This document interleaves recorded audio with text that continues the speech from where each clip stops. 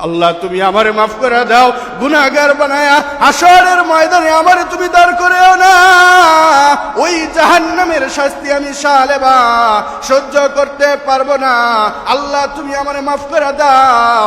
সালেবা যখন আল্লাহর কাছে এইভাবে মাফ চায়, এইভাবে যখন মাফ চায়, আল্লাহ পাক জিবরাইল রে নবীর কাছে পাঠায়া দিছে। নবীর কাছে পাঠায়া আল্লাহ পাক জিবরাইল রে বলছে, জিবরাইল যাও যাও যাও, নবীর কাছে গিয়া জিজ্ঞাসা করো দুনিয়াতে যত মাখলুক আছে সব মাখলুকের মালিককে। জিবরাইল আইসা আল্লাহর নবীকে ডাক দিয়া বলে, ইয়া রাসূলুল্লাহ, ইয়া হাবিবাল্লাহ, আল্লাহ জানতে চাইছে দুনিয়াতে যতগুলা মাখলুক আছে সবগুলা মাখলুকের মালিককে। কথা বলেন কে? সব কিছু বানাইছেন কে? আসমান বানাইছেন কে? জমিন বানাইছেন কে? সব কিছু বানাইছেন আমার আল্লাহ। যখন এই কথাটা আল্লাহর নবীর কাছে বলছে, আল্লাহর নবী বলে সব কিছুর মালিক হলেন আমার আল্লাহ।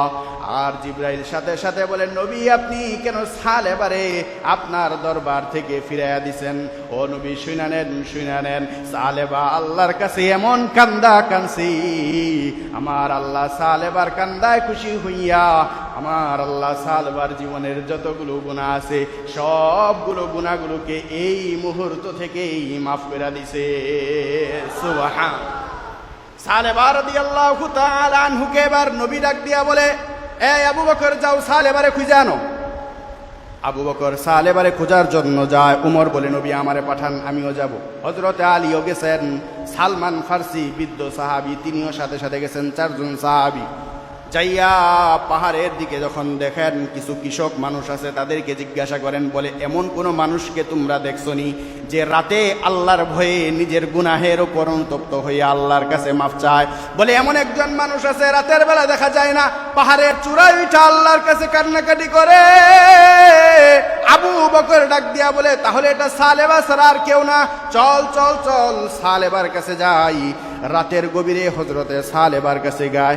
সালেবার কাছে যায়, দেখে সালেবা রাতের বেলা আল্লাহর কাছে এমন ভাবে কান্নাকাটি করে, আল্লাহর কাছে এমন ভাবে কান্নাকাটি করে। হযরতে ওমর সালেবারে ডাক দিয়া কয়, সালেবা চল চল চল, আল্লাহ তোর জন্য ওহী নাজিল করে নবীরে জানায়া দিছে, আল্লাহ তোর তামাম জীবনের গুনাহগুলোকে মাফ কইরা দিছে।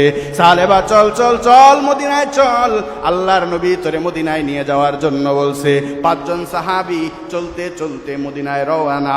মদিনায় যখন যায়, এমন সময় মদিনার মসজিদে আল্লাহর নবী ফজরের নামাজের ইমামতির জন্য দাঁড়াইছে। ইমামতির জন্য দাঁড়াইয়া আল্লাহর নবী নামাজের মুসল্লায় যখন দাঁড়ায় গেছে, এই পাঁচজন সাহাবী বলে, আমরা সামনের কাতারে জায়গা পাই নাই, পিছনের কাতারে দাঁড়াইছি। আল্লাহর নবী নামাজের ভিতরে তেলাওয়াত শুরু করে দেয়, আল্লাহকুমুত তাকাসুর, আল্লাহকুমুত তাকাসুর, আল্লাহকুমুত তাকাসুর হাত্তা যুরতুমুল মাকাবির, হাত্তা যুরতুমুল মাকাবির। দুনিয়ার হায়, দুনিয়ার প্রাচুর্য তোমাদেরকে ঘাস করে নিছে, হায় দুনিয়ার প্রাচুর্য তোমাকে ঘাস করে নিছে।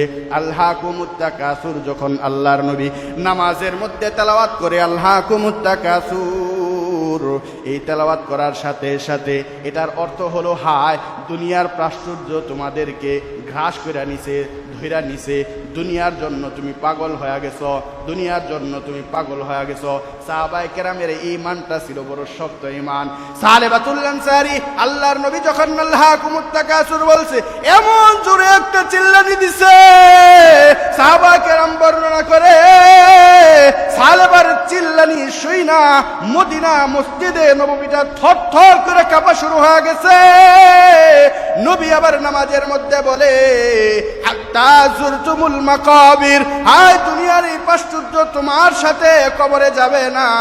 কবরটা এমন ভয়ঙ্কর জায়গা, কবরটা মাটির জায়গা, পোকামাকড়ের জায়গা। হায় হায় হায়, ওই কবরে যদি আপনি আর আমি গুনাহ নিয়ে যাই, আপনার আমার ঠিকানা হবে জাহান্নাম। ও মুসলমান ঈমানদার, আল্লাহর নবীর সাহাবী হযরতে সালেবা যখন আবার আল্লাহর নবী যখন বলে হাত্তা যুরতুমুল মাকাবির, এমন জোরে একটা চিল্লানি মারছে, দ্বিতীয়বার চিল্লানি মাইরা সালেবাতুল আনসারী জমিনের মধ্যে গড়াগড়ি করতে করতে পড়ে যায়। আল্লাহর নবী নামাজ শেষ কইরা হযরতে সালমান ফার্সিকে ডাক দিয়া বলে, সালমান আয় আয় আয়, আমার সালেবারে টুকটেক করে দেখ আমার সালেবা কি ঠিক আছে কিনা, আমার সালেবার মাথার মধ্যে পানি দিয়া দে। লম্বা চূড়া ঘটনা রে বাবা। হযরতে সালমান ফার্সি বডিটা চেক করে দেখে হযরতে সালেবাতুল আনসারি আল্লাহর জমিনে আর নাই।